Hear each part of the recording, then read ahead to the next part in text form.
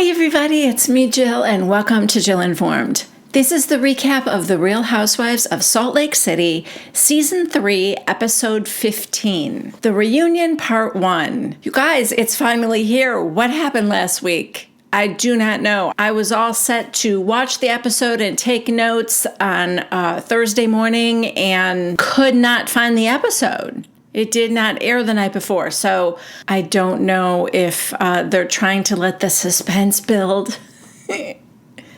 I'm kidding. There's no suspense here. I still don't know how we are going to stretch this reunion into 3 episodes. Episode 1 here, we've already solved the mystery of Heather's eye. You know, we know that Jen isn't there. She's going to jail, and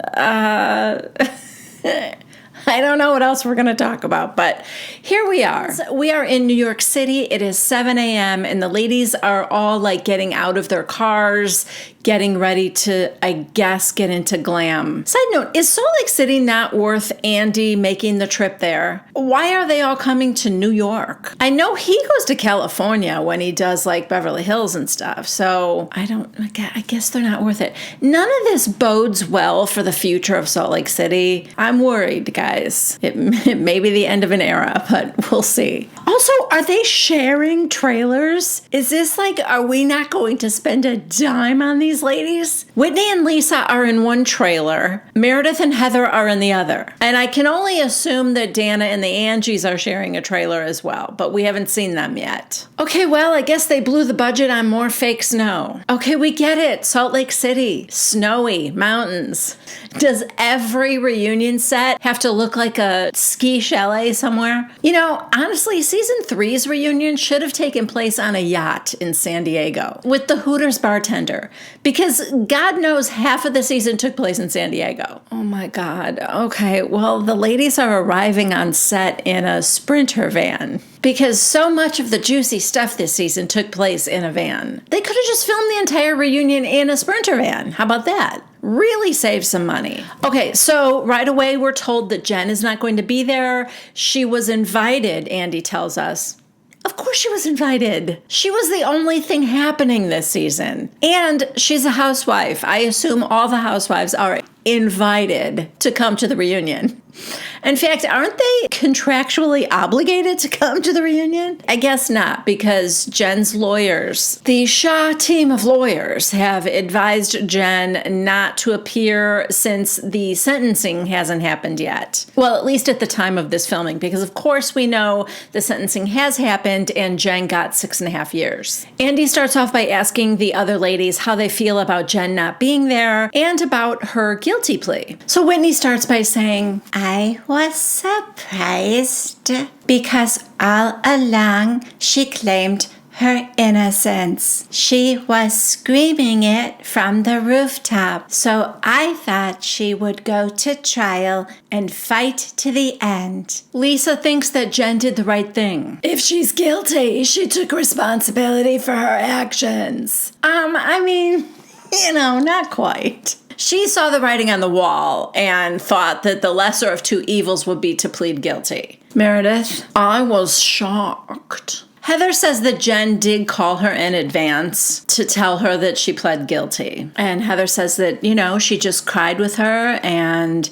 at the end she was just like, good luck. Andy, did you feel lied to? Heather, I wasn't feeling anything other than sadness for her and her family, her children. Okay. And the elderly, maybe? How about sadness for them? Next, we move into the demise of Meredith and Lisa's friendship. Meredith said, my issues with Lisa today have nothing to do with her childish tantrum. How many times do I have to say that? After Arizona, we were in a neutral space. Then I found out that Lisa had removed me as a follower on her Instagram account and was hiding stories from me. And then what really sent me completely over the edge was when we aired the reunion last year. I explained that I was very hurt that I didn't hear from Lisa when my father passed away. And then Lisa went on Twitter to post a lot of text messages that actually occurred a month later to try and make me look like I was lying. Wait, isn't that Heather's storyline with Lisa? Did Meredith just steal Heather's storyline because she didn't have one of her own? Or did Lisa actually do this twice to two cast members who lost their fathers, accused Lisa of not being there for them, and then Lisa posting on social media text messages proving that she actually was there for them? Could that really have happened twice? That's very strange. That's so specific to have happened like twice within the span of a year. Also, this is the reason why Meredith can't be friends with Lisa anymore. She never mentioned that once the entire season. Like when Lisa tried to apologize to her, like episode 1 at Sharif's birthday party. I didn't hear Meredith mention it then. Or in Scottsdale. Meredith never said it was around, circumstances surrounding her father's passing. I mean, you would have thought that when Heather was complaining about the exact same thing, that would have been a perfect segue for Meredith to say, yeah, she did that to me too, and that's why I can't be friends with her anymore. It really has nothing to do with her rant. Instead, Meredith acted like they could move forward if Lisa were to get some kind of therapy. I don't know where this is coming from with Meredith, but, not only is this some brand new thing that Meredith is claiming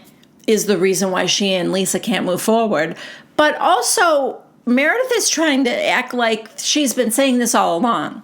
How many times do I have to tell you? It's not about her hot mic rant. Why am I just hearing this for the first time? I mean, I could have missed it, but honestly, I don't think she ever said a word about that in Scottsdale. Like, not once. So then Andy said, you made it seem like you were actually very worried for Lisa's mental health, which she did in Scottsdale. That was the whole, if you get help, perhaps we can move forward. Meredith. I was. I couldn't understand why someone would behave that way, unless there was a problem. Andy, then this is great. Now Andy's gotcha question. So did you reach out to her to make sure she was okay? No. Meredith. No. I probably should have. Regardless, at the end of the day, Lisa, I'm sorry I said there were rumors about you out there, and I did not believe them. I apologize for saying that. Lisa. Thank you. Viewer question. I'm confused. Are there dueling rumors about Lisa going around? The worst being that Lisa gives blowies for jazz tickets, and the second being Lisa trading sexual favors for Vita sales. Whitney. When Meredith came to my house, she said there are rumors that Lisa performed sexual favors for Vita placement. Isn't that absurd? And I said, well, I heard she to troll under the bridge for jazz tickets. I never said blowjobs for courtside seats. I said these rumors are about this ogre because I heard that from Angie H. In Arizona, Heather spun my words and said blowjobs for courtside seats, which is true. Now Lisa says, I am just so glad Whitney spoke up that night and stopped it. And Heather goes, stopped it? What are you talking about? She started it. Whitney. Meredith started it episode 1. I love that she's talking about it in episodes. Because she's right, it was episode 1. But usually they don't talk about their life in episode. Like she might say Meredith started it back in June or whatever. But Meredith started it episode 1. We're just breaking down that fourth wall here, people. Lisa. Whitney would never have said anything if people in this group weren't going to her and talking about it. So Andy says to Lisa, when you were roller skating in San Diego, you seem to have insinuated that Meredith has a pill problem. We get a flashback to Lisa saying, I don't pop pills, bitch, you do. So Lisa says, when we were in Zion, now we're going back to season 2. When we were in Zion, Jen said Meredith was on something with Heather. And Heather goes, the night that I was in my room with the door locked? That was Whitney. And Whitney has like a smile on her face that to me tells me that Whitney knows that it was also Whitney and not Heather. And Lisa's like, well, whatever. I mean, it was a bitchy thing to say. We've all said bitchy things. And Andy goes, well, I mean, it's a little more than bitchy to imply that someone has a pill problem. Meredith goes, yeah, so what? So you're defaming my character or something like that. And Lisa goes, do you have a problem with it? Then tell Jen. Go call Jen right now because she's the one that told me. Go ahead, do it. Call her now. So Meredith goes, okay. Reaches behind to get her phone. Let's call Jen. Get Jen on the phone. Jen is at home. You know, she just hasn't been sentenced yet. So Jen answers the phone. Meredith tells her, you're on speakerphone. I'm at the reunion. And so Lisa goes, Jen, tell them how you said they took shrooms and ketamine before they built that rock tower. Jen, no, that's a lie. I didn't say that. Lisa, well, you don't tell the truth all the time anyway, so I don't expect you to do it now. Then why call her? Honestly, why call Jen? Do you really think she's gonna corroborate your story over, Meredith? It's just funny. And yeah, you can't believe Jen. Jen's not going to admit to saying something mean about her friends. The only two women that came to New York to be with her before her trial. So like to Whitney, Lisa's like, can you believe this? Then she goes, do you believe this over me? I'm not going to jail. And everyone was kind of like, ooh. Andy's like, ooh. Lisa's like, what? Why? That's the truth. Why do I have to act like it's not the truth? Good point. And now we say goodbye to Jen. Jen, I'm sure, is on standby in case we need her again, which, spoiler alert, we did not in episode 1 need to speak to her again. But that doesn't mean that, she will not appear in part 2 or 3. So Meredith said, I had heard long before she called me a pill popper on the show that she had been saying that around town. And Lisa is like, who? Who? Name names! Name names! God. Calm down. We don't do that on this show. On this show, we just say explosive things, and then we don't reveal where we heard it. That's how we roll in Salt Lake City. Meredith just says, they're not people on the cast. And Lisa goes, I have never said that before. Never. Andy.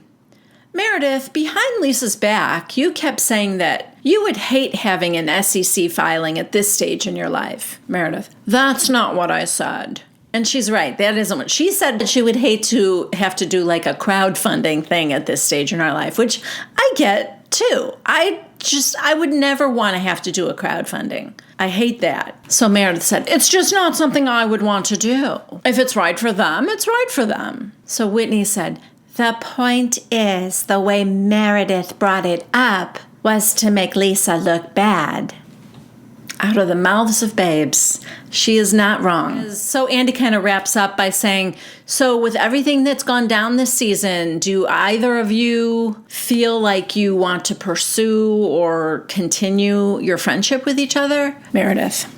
We have both made very big mistakes. I think it's really, really sad. I do. I don't know where we can go at this point. At a minimum, I would like it to be respectful, kind, and cordial, just in respect to the friendship that we once had. And, we'll see where it goes. Lisa, we've been friends for a very, very long time. I feel very protective of Meredith. And she starts to cry. I felt devastated last year, prior to the hot mic moment, because I felt like we weren't even friends. I have been very, very sad, and I never thought it would get to this point. It was just so ugly. Then we go to a commercial break, and when we get back, Andy says to Lisa, your singing went viral. Would you ever consider releasing a holiday album? Lisa, actually, I would, and maybe I'm already working on it. And Andy goes, wow. I did not see that one coming.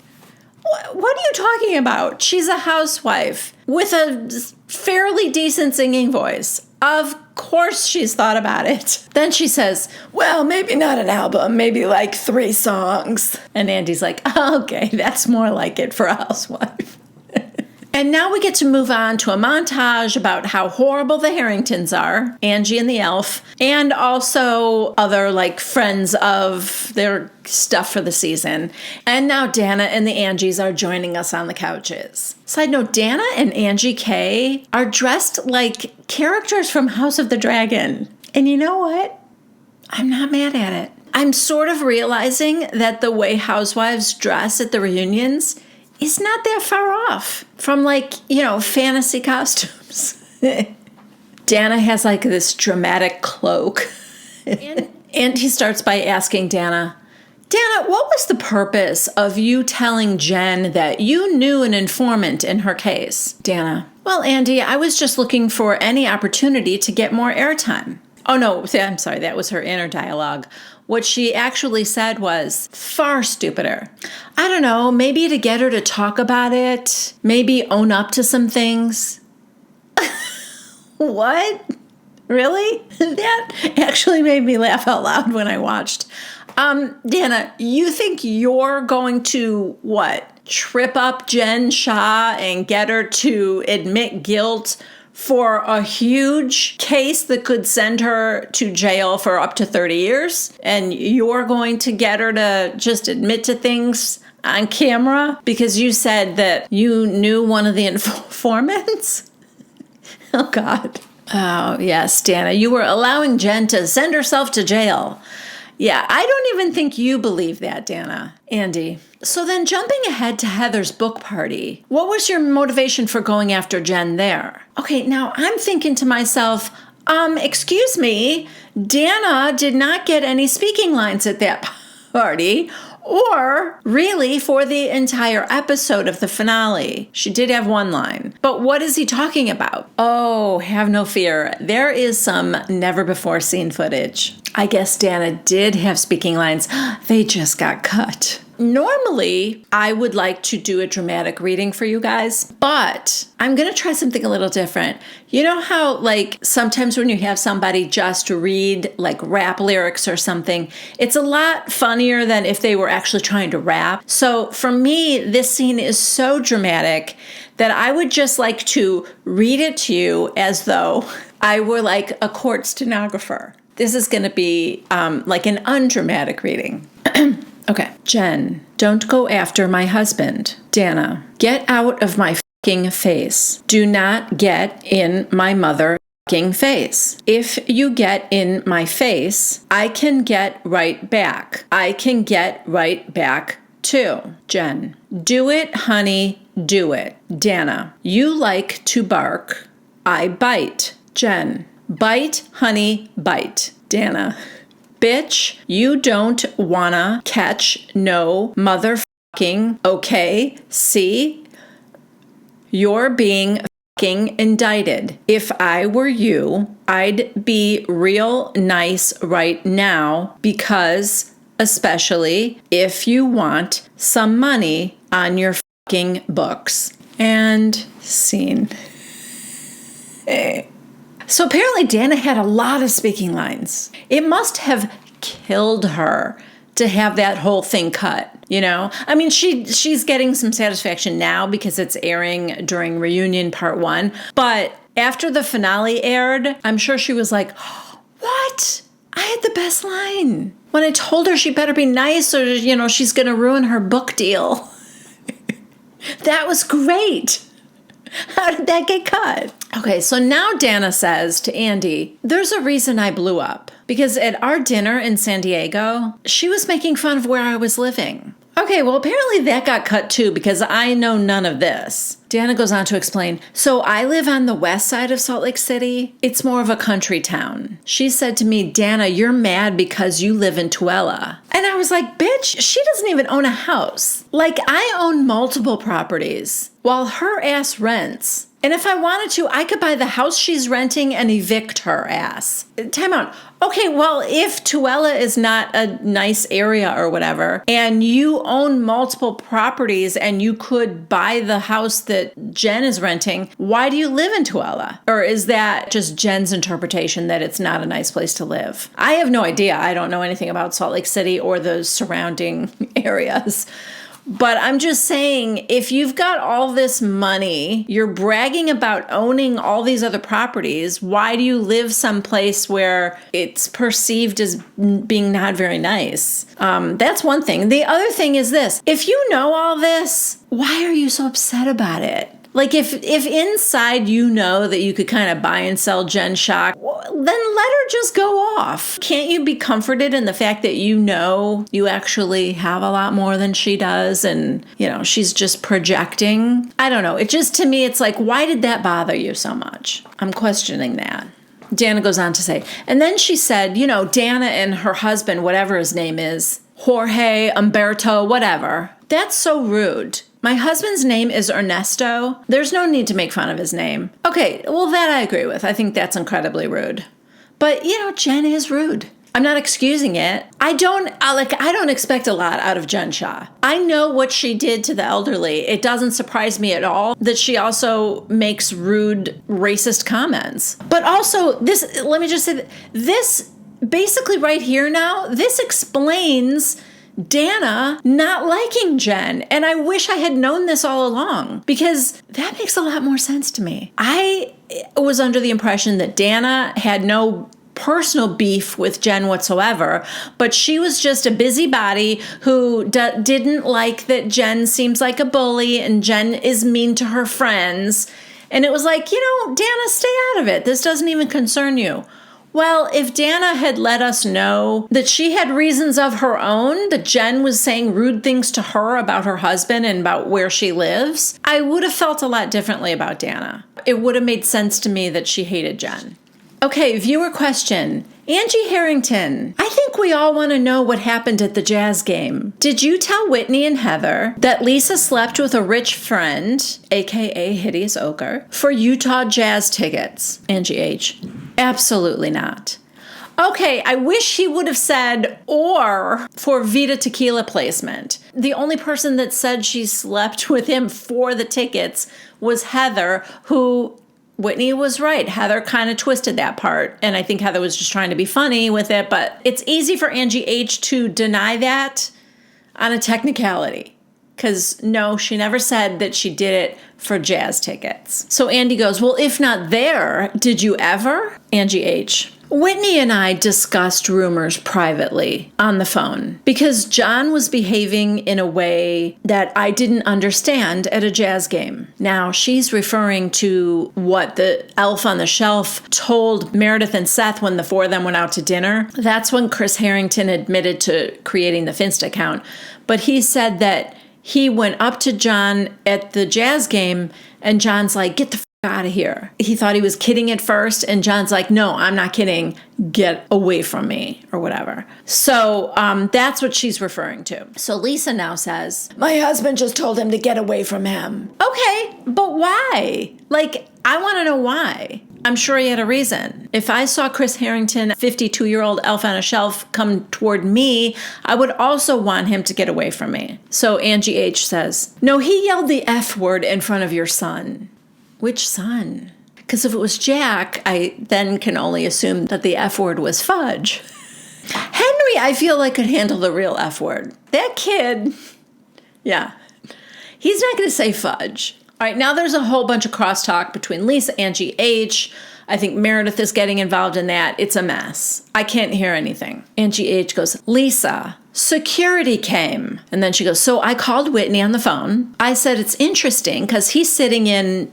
We keep bleeping out this poor man's name. And that's when you said to me, Whitney, do you think there's something going on there? And I said, I've always wondered. And I have. Now, Whitney says, Angie Harrington and I have had many conversations. So I gave her a pass on that because maybe she forgot making the joke. So Whitney is now claiming that it was a joke that Angie said to her and Heather about her sleeping with the troll under the bridge for Vita Tequila placement. But I'll tell you, when they were in Arizona, Whitney wasn't acting like it was a joke or that it was just ladies, but like being kind of catty. You know, who'd she sleep with for those seats? Or do you know what I mean? Like, you would joke around about it and nobody really thinks that she actually gave the guy a blowjob for the seats, but you're making a stupid joke. She definitely didn't make it sound like it was a joke. Lisa certainly didn't take it like it was funny in any way. So I do think it's interesting now that Whitney is referring to it as the joke that Angie H made. So Angie H says, "Can I ask you, what was the joke? Because I never said that about blowjobs for jazz tickets." Whitney: "Blowjobs for jazz seats got twisted in a drunk moment at the dinner table. You said Heather should buddy up with the Loch Ness Monster like our friend Lisa did." I do kind of remember her saying something about that in those early episodes too. That there was the joke like, you know, Heather needs a rich man or something like that, and she should go for this poor man. And Lisa goes, "And for the record, I never have and I would never." Angie H: "Nor do I believe you would ever have done that." What? Can someone call in the court stenographer? We need someone to read the minutes from about 3 seconds ago. Angie Harrington: "So I called Whitney. I said interesting because he's sitting in blank's seats, and that's when you said to me, 'Do you think there's something going on there?' And I said, 'I've always wondered.' And I have." Okay. And now what is Angie saying? "Nor do I believe you would ever have done that." Why is no one calling her out on this? This was like 2.5 minutes earlier that she just said that.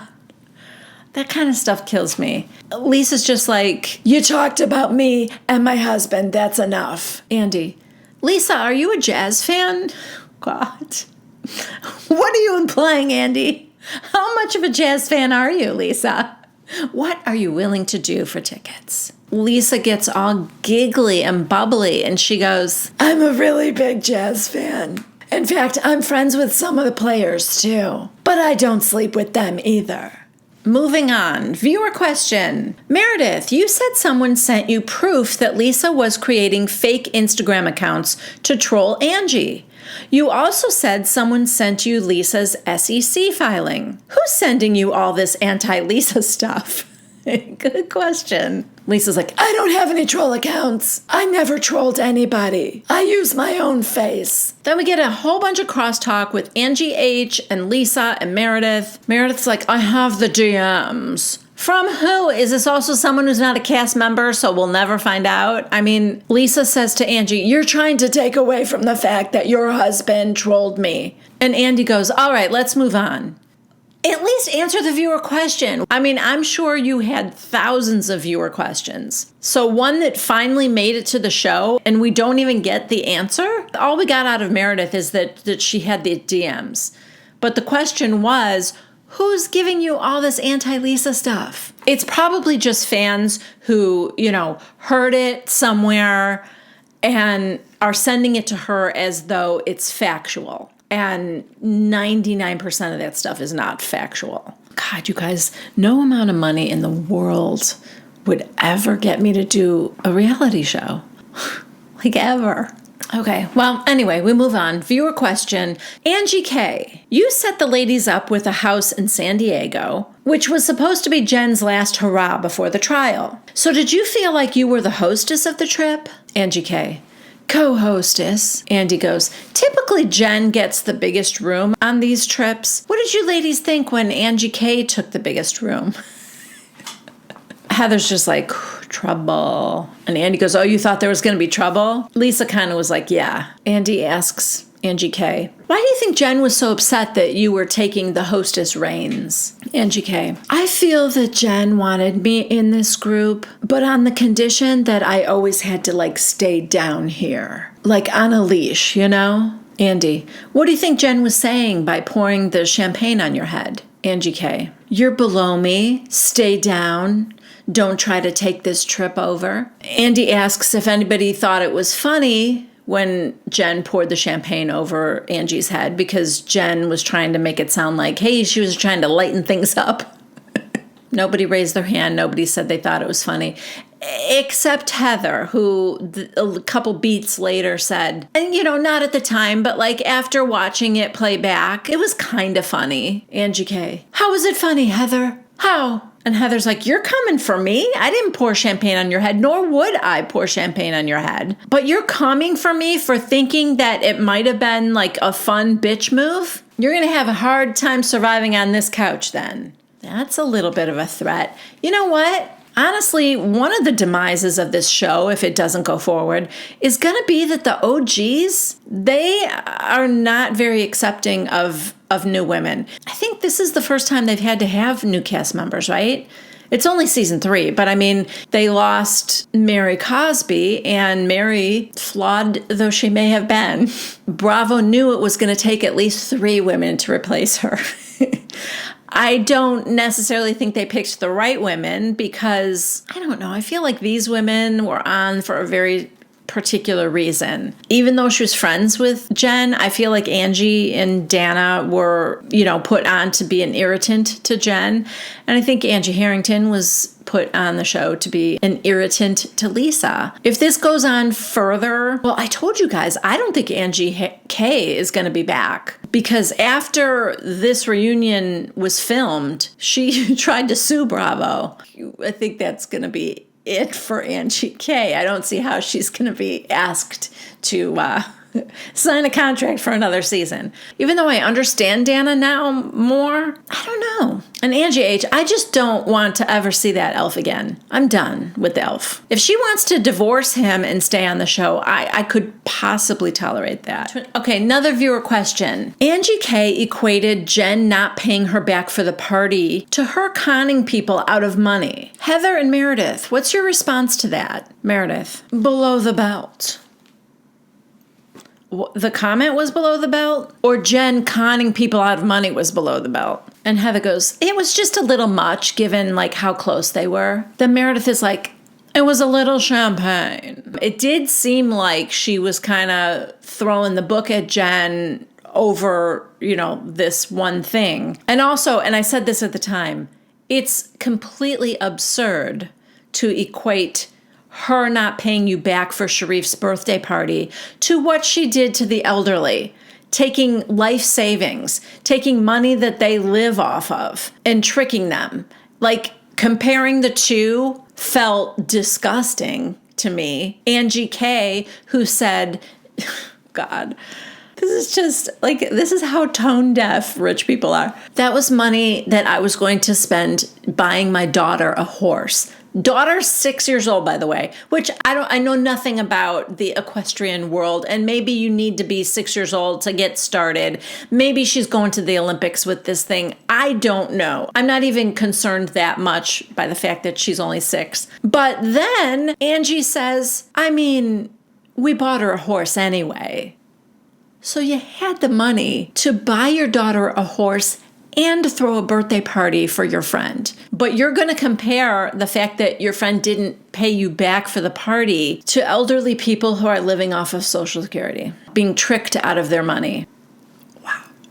Anyway, so Meredith is like, it was just a little champagne. Angie K. A little champagne? Would it have taken a bucket of champagne for me to grasp the intention of the disrespect? Meredith's like, I'm not saying that.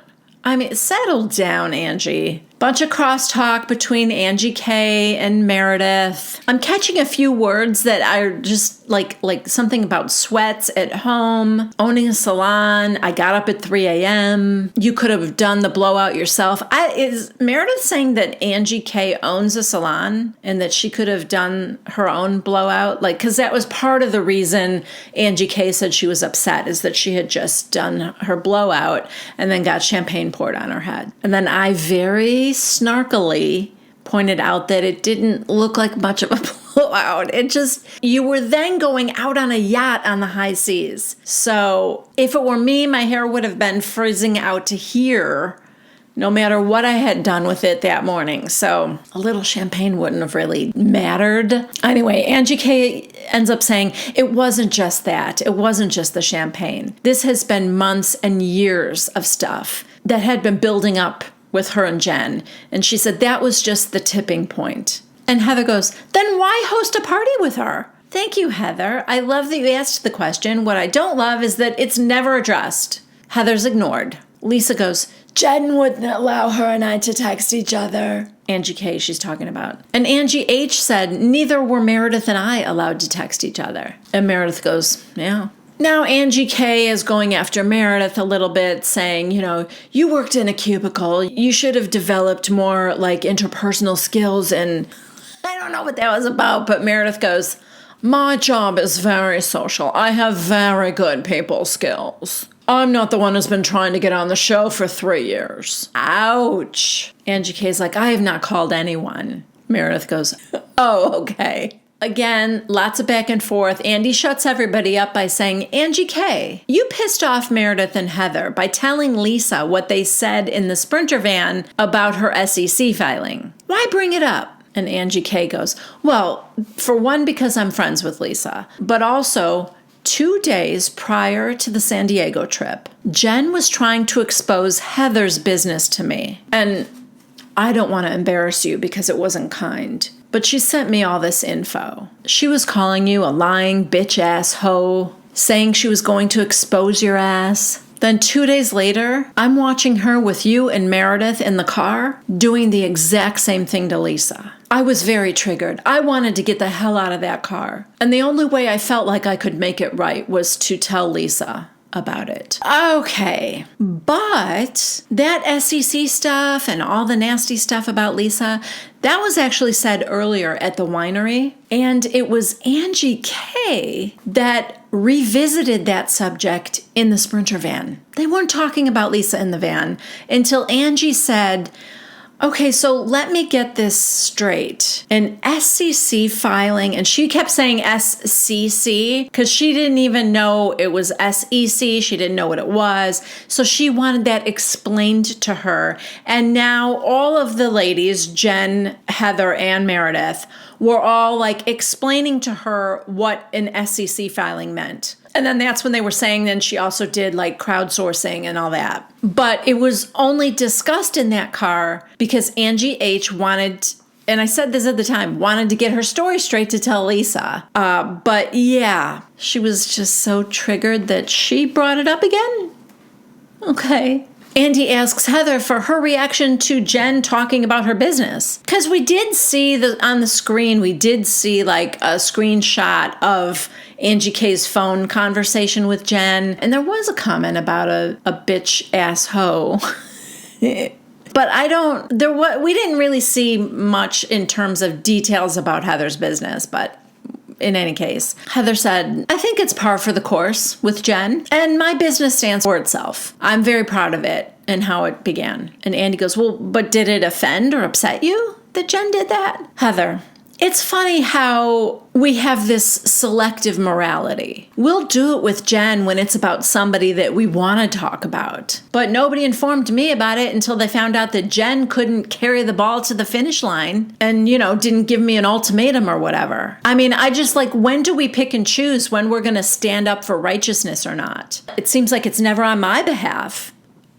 Angie K, I guess, is not really friends with you, Heather, and she's friends with Lisa, so that's how she made that decision. But anyway, Lisa says, just for the record, I have never gone along with any scheme. And Andy and Heather are both like, I'm not talking about you. Andy's like, she didn't mean you. She didn't name any names. Lisa's like, I know. I'm just saying, for the record, I've never gone along with anything that Jen has ever, any one of her schemes. I've always tried to get Jen, try to talk her out of doing bad things. Jen is the worst, and I don't quite understand why any of you would be friends with her. If I had to keep talking my friend out of doing bad things, I don't know that that's my kind of person, let's just say. Okay, guys, now we move on to Heather's eye. We get a montage of every conflicting story that Heather ever told. I know exactly what happened to my eye. I don't know what happened to my eye. I think everybody here knows what happened to my eye. Some people know what happened to my eye.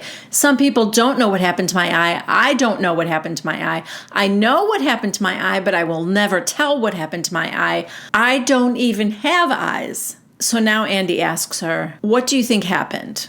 Heather, I blacked out. I don't know how it happened. Lisa, well, I wish you would have said that in the moment because it caused so much damage. An investigation was launched. And Heather said, I know, I wanted that investigation because I didn't know what happened. So Andy says there was an investigation. It was inconclusive. Nothing was found. And there was no additional footage. If there had been footage, they would have showed it. What'd you have? Because I still don't believe that there was no footage of Kathy Hilton's rant, either in the Sprinter van or in Kyle's Aspen home. Heather's like, I woke up terrified. I had my phone plugged in. I don't know why she added that detail. I plug my phone in every night. Andy, why did you say you knew what happened? Heather, because I was scared they would rewrite the narrative. If I said I didn't know, then they could have said anything they wanted. Andy goes, who's they? Heather, my castmates. Lisa's like, I wish you would have said that because, you know, it affected people who were on production, who were up late with us. It made it look like they might have done that to you. Heather goes, that's when I said, I have no idea. And it just like spun out of control. And Lisa goes, it impacts everybody. And Heather goes, I'm really sorry. I mean, she acted very coy and secretive. Heather walked around like the cat that swallowed the canary. She had a secret. She was being very cagey, and I think she very much wanted people to believe that there was some sinister story to be told and that she was, you know, protecting that story. Now Heather's crying, saying that she would have choked on the words if she would have said, I blacked out and I don't know what happened to my eye. It was terrifying and it was humiliating. Andy goes, I mean, you're not the first housewife to black out on a girls' trip. Heather says she has a lot of Mormon shame about drinking in the first place. Andy goes, you looked like you were assaulted. And Lisa's like, yeah, you did. You had scratches all over your body. Heather says she woke up as she had this black eye that she has no idea how she got. She knew she couldn't cover it up. It was so shameful. So she said, I tried humor like I do. I just wanted it to go away. I never wanted to implicate anyone here or anyone on production. It's my own shame and guilt about blacking out and not being able to explain it. Again, if you felt that shameful, I don't know. Maybe she really didn't know it would spiral into what it did. But God, she definitely seemed like she went along with this, I know who did it kind of thing. She seemed like she was relishing that. She definitely didn't seem like someone who was just shameful and wanted it to go away. So Andy said, walk me through what you do know. What do you remember, Heather? I remember saying Marilyn died in the nude and us like flashing. I remember joking around with the boobs. I remember going to my room, taking my wig off, and that's it. I woke up in my pajamas with a horrible black eye. And Jen said scratches on my back and scratches on my arm. And I didn't want an investigation because I was embarrassed. How quickly we learned from Angie H. You could just say the exact opposite thing that you said 4 minutes ago. At least Lisa calls her out on this one. Lisa goes, wait, you just said you did want an investigation. And Heather goes, no, I mean, I did later to just rule out, like, I didn't know if I had been assaulted or whatever. But I didn't want one in San Diego. Okay. I don't know. I like Heather, you guys. It's just not quite adding up for me. She said, after talking to my attorney and a doctor who said you would have had a medical condition for you to not know how you got that black eye. So Andy's like, okay, so the door handle jiggling, that was Jen and Angie K and Meredith coming into your room. Heather does not remember that. And she let him in. That must be weird. Like, if she's telling the truth now and she was really blackout drunk, wouldn't it be weird to see yourself walking to the door, opening the door, letting your friends in, even standing there talking to them at one point. We could see that on the footage. Wouldn't that be freaky to see yourself doing something like that recent that you have zero memory of? That would be weird. So Andy says, okay, so why was Jen your first call in the morning to try and figure out what happened? Heather, because I trusted her the most. And Lisa goes, trusted her the most for what? Heather, for coming up with a cover story when you black out and now you have a black eye. And Lisa goes, but it also made her look guilty too. Whitney, it really seemed like you two had an altercation. And Andy goes, did you ever say to Jen, like, did you do this to me? Heather, I think we might have joked about it, but I mean, it didn't really matter. I would rather have Jen do that to me than a stranger.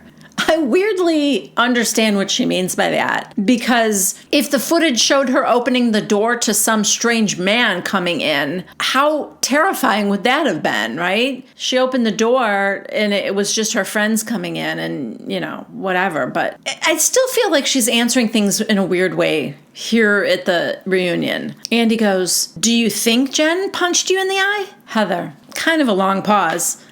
I don't know. I blacked out. Yeah, I know, but that wasn't the question. He wanted to know if you thought she did it. Andy goes, so you don't know if she punched you in the eye? Super long pause. Heather, I cannot speak to anything other than I walked in the room and I blacked out. Andy said, is there any part of you that thought, if she did this, I want to cover it up so that she isn't penalized in any greater way by a judge? Heather, if I knew Jen did it, I would cover it up. But that was not my intention. I blacked out. Okay, I think the first part of that answer is really all we need to know. If I knew Jen did it, I would cover it up. So let's just play devil's advocate for a minute and say that Heather knows that Jen did it. Well, we know what she would do. She would cover it up. So how do we know that that's not exactly what's happening here right now? She's covering it up by saying that she blacked out and doesn't know. Which at the very beginning, when she called her in and said, we need a cover story, that's the most logical cover story. They saw how much you were drinking. Nobody would question it if she said, I woke up with this black eye. I have no idea how I got it. I probably fell, but I don't remember that. Everyone would have believed that. Andy asks Heather, is your biggest regret of the season not saying, you guys, I blacked out last night. I'm so embarrassed. And Heather goes, I did say that at first. No, not to the ladies, you didn't. Andy goes, you made comments in San Diego that you know what happened, women in the group know what happened, that were causing confusion. And Heather goes, yes, because I thought if I said I knew, somebody would also like say something. And I started to remember things. Like I remember Jen picked up the wig. Jen picked up the wig the next day. It was in the morning. Jen walked in and she saw the wig on the floor and picked it up and put it on her own head. I don't know. Heather goes, I just thought somebody here knows. It was a horrible black eye. So now she's saying that the reason that she pretended, well, I guess she said this before, the reason that she pretended she knew what happened was so that others wouldn't change the narrative. And by others, she means Jen, right? Heather just said, I still don't know what happened to my eye. So now Andy asks the other ladies, what do you think happened to Heather's eye? Whitney, I think she had an accident, didn't remember, she blacked out, or Jen hit her. Okay. Well, thanks for narrowing it down to the two things that we've been talking about for the last half hour. Angie K says that she's got two theories. She said, I thought maybe she tripped and fell. The second thing was, I think Jen was very off and not present the next day. She was very quiet. And then at the Greek dinner, Heather was asked by production, what happened to your eye? And Jen looked at Heather and said, what are you going to say happened? Then Dana said that she thought maybe, we knew they were drunk and having a good time. Maybe elbows were thrown and maybe Jen accidentally hit you and Jen remembers that and you don't remember. Then Andy says, Angie K, at the finale, you said that Heather may have gotten a black eye during Barbie scissor kicks. Angie K, Well, I was talking to some people, and they asked, have you ever heard of any sexual relations between Heather and Jen? And that is our cliffhanger, people. That's how we're ending part 1. I can't wait to hear more about the Barbie scissor kicks. So dumb. I don't know what else to say about it. I don't want to say anything else about it. I guess we can believe that Heather doesn't remember, and she probably drank so much she passed out. I don't know about the doctor that said that if you can't remember getting that black eye, then you have a medical condition or something. I don't know about that, but I really don't think there's any big story here. I really don't. I don't think there's any big cover up. Although I did just say she admitted that if Jen did it, she would cover it up. So I don't know how else to take that either. Other than, Heather's maybe just still trying to make it seem more interesting than it is. I guess we'll find out more next week. I don't know. I've never had a cliffhanger that didn't feel like suspenseful to me. I don't care that much. And I don't have any reason to believe that we're going to find out the name of the person that suggested to Angie K that there was a sexual relationship between Heather and Jen. It's just another stupid, wildly fabricated story. So anyway. Guys, I am excited for part 2 and 3, if only because I can't imagine what we're going to talk about. So yeah, I'm curious. And I hope you guys are too. Thank you for hanging out with me. If you liked this recap, please give it a thumbs up. If you have yet to subscribe to my channel, please consider doing so.